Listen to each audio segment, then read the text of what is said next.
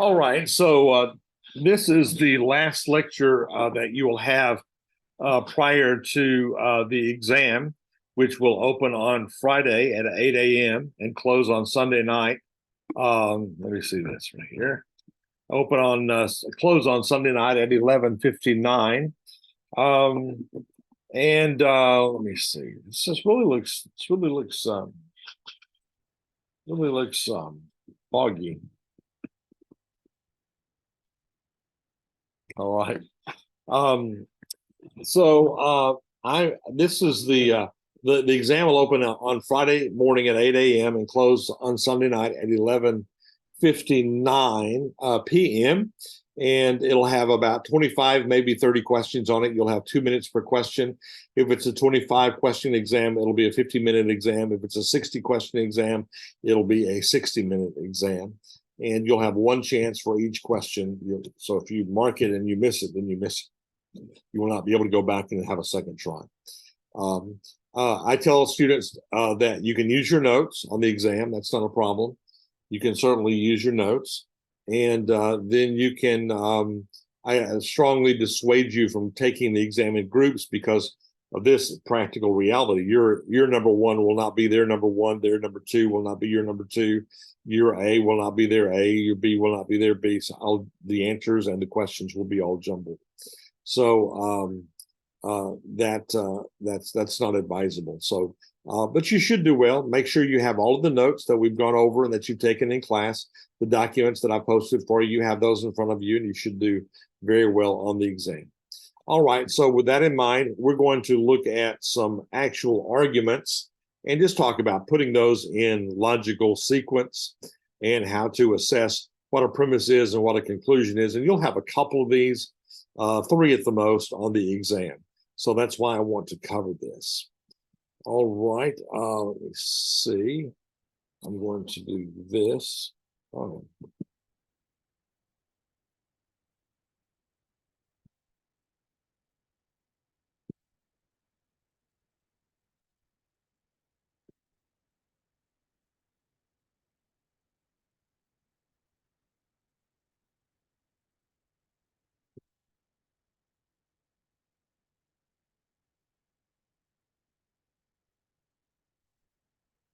I don't know where it went. It vanished. I'm sure you could see me, but anyhow, all right. So I'm going to pull up my screen, share my screen with you. All right, so let's look at this. You should be able to see that.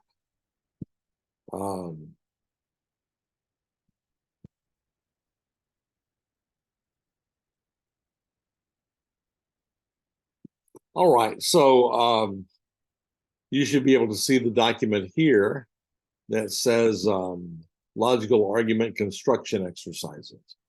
All right, so let's look at the first one. Question: what's the conclusion in this example? Hint: the conclusion of the argument is not always the last sentence. And in fact, in this example, it is not the last sentence. So let's read this argument. In most presidential elections in the US, more than half of the states are ignored. Voters who don't live in so-called swing states are in effect bystanders in these quadrennial events. An amendment to the U.S. Constitution should replace the archaic electoral vote system with a direct vote. Only in this manner will citizens in all 50 states be able to partake fully in selecting our nation's leaders. That's an actual paragraph from Lawrence Foster at the end of the Electoral College in the New York Times a number of years ago. The question is, what is the conclusion of this example? What's he trying to convince you of in this argument? All right. He didn't give us premise 1, premise 2, and conclusion. So we have to figure out what's he trying to convince us of. Well, as I say, the conclusion is not always the last sentence. So what he's actually trying to convince us of is an amendment to the U.S. Constitution should replace the archaic electoral vote system with a direct vote. That's what he's trying. It's the middle sentence. That's what he's trying to convince us of. He says, essentially, In most presidential elections in the United States, more than half of the states are ignored. Voters who don't live in so-called swing states are in effect bystanders. That's premise one. Then only in this manner will citizens in all 50 states be able to take or our citizens should be able to participate fully in selecting our nation's leaders. So premise one is people should not be bystanders in the voting process. Premise two is people should be able to partake fully in the voting process. And so the conclusion is an amendment will remedy that problem. Therefore, an amendment to the U.S. Constitution will remedy that problem. So the conclusion is an amendment to the U.S. Constitution should replace. That's what he's trying to convince you of. If you're asked about the conclusion, what is he trying to convince me of? He's trying to convince me of the importance of that kind of an amendment. All right, so that's number one. Let's look at number two. Question. What is the question? What is the conclusion in this example? Sometimes the conclusion may be implicit or it may be stated in the form of a question. So let's read the argument. It is in the national interest to have an educated populace. On average, college graduates earn almost twice the annual salary of high school graduates. The cost of the nation's investment in education of student borrowers is recouped many times over through the increased productivity and greater earnings. By making college education possible for millions of Americans, federally sponsored student loans may produce a tremendous return for the U.S. Treasury and students whose incomes and tax payments are greatly increased with their college degrees. Why shouldn't Washington have a bigger share of the student loan? So what is he trying to convince us of there? It's the last sentence. He's trying to convince us that Washington should have a bigger share of the student loan industry. Why? Because of the benefits of having a college education. The college graduates earn more. The cost of the nation's investment is recouped by education. By making it available, loan programs produce a great return for U.S. Treasury in the form of taxes. So he's saying, therefore, Washington should have a bigger share of the student loan industry. All right. So that's what he's trying to convince you of. So in that instance, it's a question, and it's also the last sentence in the paragraph. All right. Number three, what is the conclusion in this example? It seems obvious to me that scientists in the future will never find a way to signal back in time. If they were to do so, wouldn't we have heard from them by now, from others by now, all right, from other life forms? All right, so what is the conclusion of that argument? Well, the conclusion is that scientists will never, ever find a way to signal back in time. That's the conclusion. He's saying, he's trying to convince you and me that scientists will never find a way to signal back in time, because if they were going to, they would have already been able to do so. I don't agree with that, but that's what he's trying to convince me of. All right. Number four, what are the premises of this example? It seems obvious to me that scientists in the future will never find a way to signal back in time. If they were to do so, wouldn't we have heard from them by now?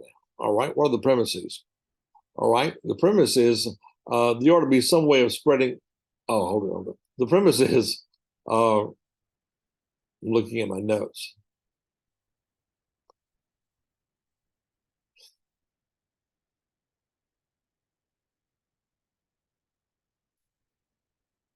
The premise is we would have already heard by now, and we have not heard back from them by now. So I don't really like that one. That's a little confusing. Let's go to number 5. What is the conclusion in this example? Married people are healthier and more economically stable than single people, and children of married people do better in a variety of indicators. There ought to be some way of spreading the principle of support for marriage throughout the tax code. So what are the premises there? Let me see, let me look at this. What is the conclusion in this example? Right? Yeah, what is the conclusion in this example? Well, the conclusion in that example is there ought to be some way of spreading the principle of supporting marriage throughout the tax code. That's the conclusion. There should be some support for marriage in the tax code, all right? So what are the premises of that? That's number 6.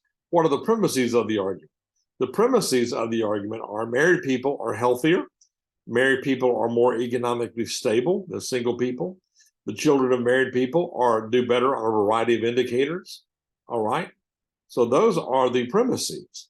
If these things are true, then therefore there should be something in the tax code that supports and encourages marriage.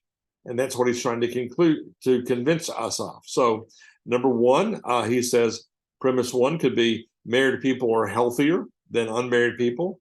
Number two, married people are more economically stable than unmarried people.